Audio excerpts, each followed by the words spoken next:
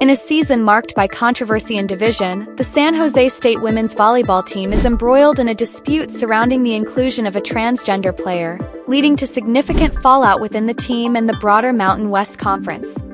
7 members of the San Jose State Spartans women's volleyball team, Nayeli Tia, Mari Lawton, Ava Martin, Laurel Barsacchini, Kiana Fopula, Jade Epps, and Taeyang Nguyen, have announced their decision to enter the transfer portal.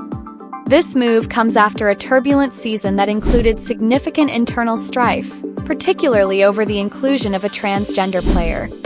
These players are reportedly seeking a fresh restart away from the team, which has been rocked by tensions surrounding the issue.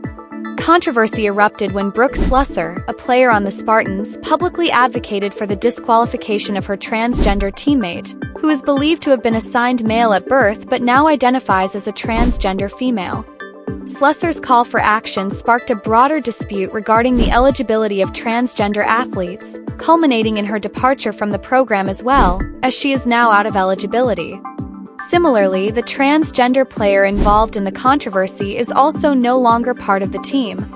Despite the tension within the team, the Spartans finished their season with a 14-7 record and secured second place in the Mountain West Conference standings. However, their path to the NCAA tournament was blocked after a loss to Colorado State in the conference tournament championship.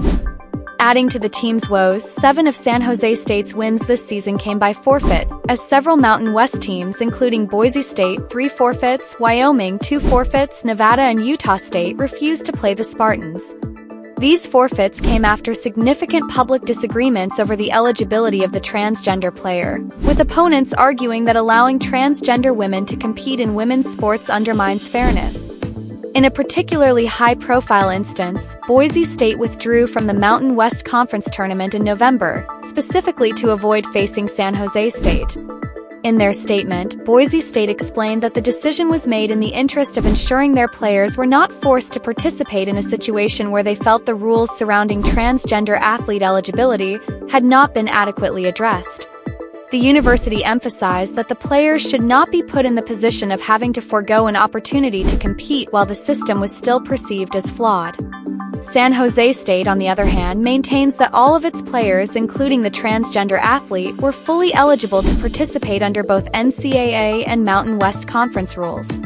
According to the NCAA, transgender women athletes are permitted to compete in women's sports if they meet specific eligibility criteria, including providing documentation of their testosterone levels for at least the previous year to ensure they fall within the normal female reference range for their age group.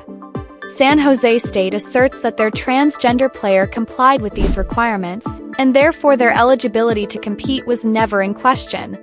However, the legal challenges did not end with the team's refusals to compete.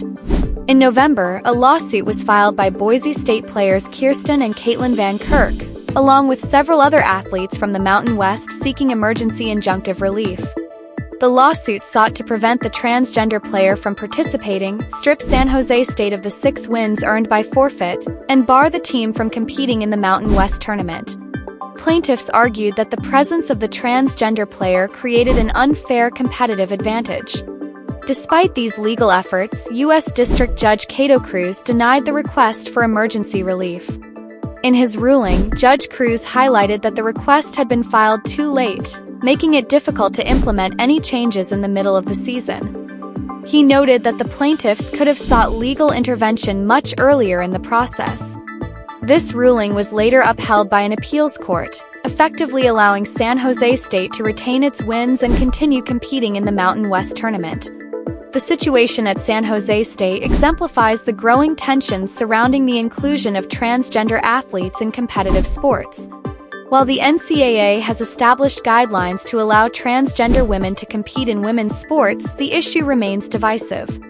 Some argue that the inclusion of transgender athletes is a matter of fairness and inclusion, while others believe it creates an uneven playing field, particularly in sports like volleyball where physical differences can play a significant role in performance.